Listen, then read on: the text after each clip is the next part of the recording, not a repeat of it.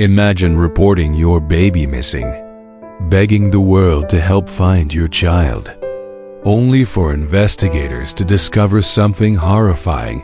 What if the biggest lie in the case came from the parents themselves?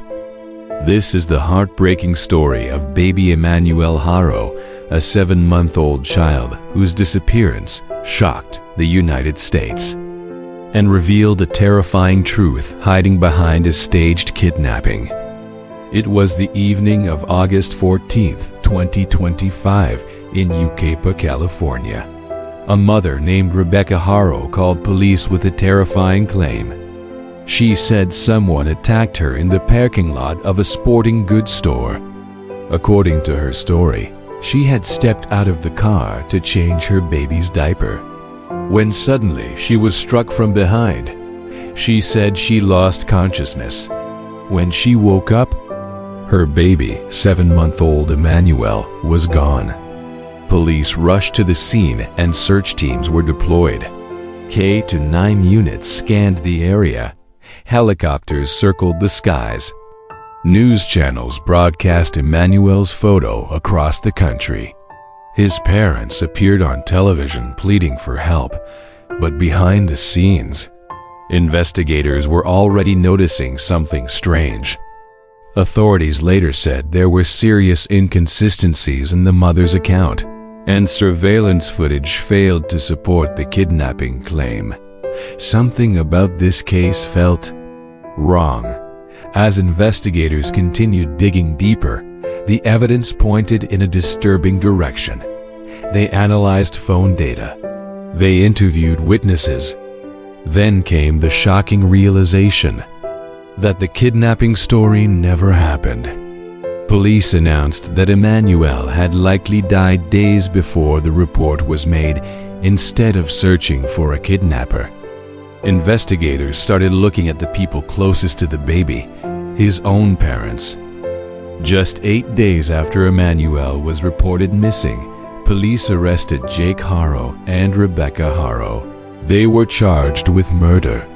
As the investigation continued, another disturbing truth surfaced. This wasn't the first time Jake Haro had been accused of hurting a child. Years earlier, he had been convicted in a shocking abuse case involving another baby. That child suffered devastating injuries, broken ribs, brain hemorrhaging, and severe trauma that left her permanently disabled. Despite the severity of the injuries, Jake Haro avoided a long prison sentence and instead received probation and work release. Prosecutors would later say that the justice system's earlier failure allowed the tragedy to happen.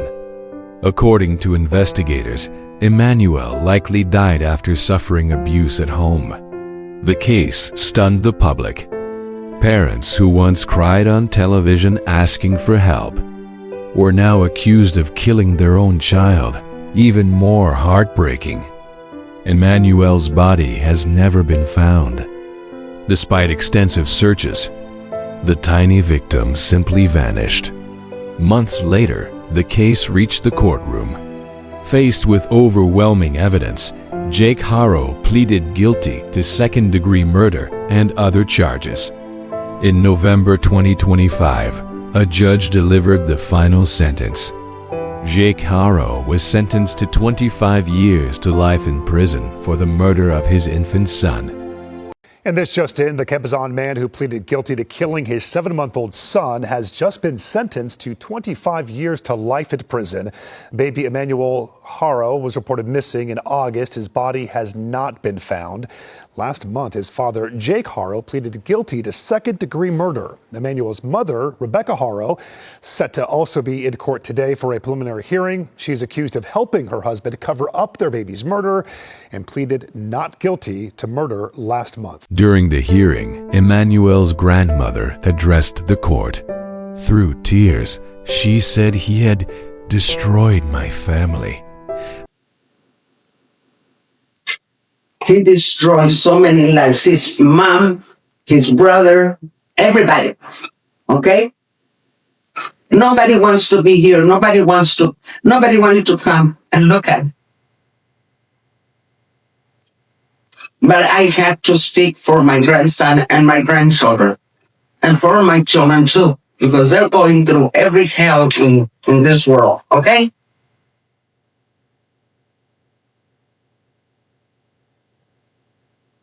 No.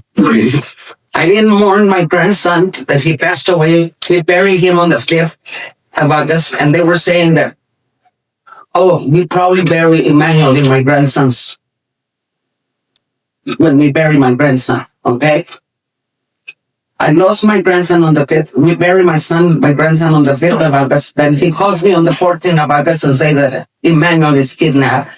And then my sister passes on the 17th of August.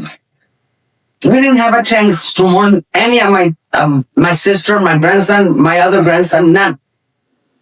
Because everybody was angry at everybody because how could this happen? Why? I wish you could look at me and tell me why. Justice was served for Jake Harrow, but Rebecca's story is still unclear. No clarity, no closure. Baby Emmanuel lived only a few months, but his story spread across the world. A story about lies, abuse, and a child who never got the chance to grow up. Even after the sentencing of Jake Harrow, the biggest mystery remains. Where is Emmanuel? To this day, his remains have never been recovered. What do you think really happened? Tell us in the comments, and don't forget to subscribe for more true crime cases.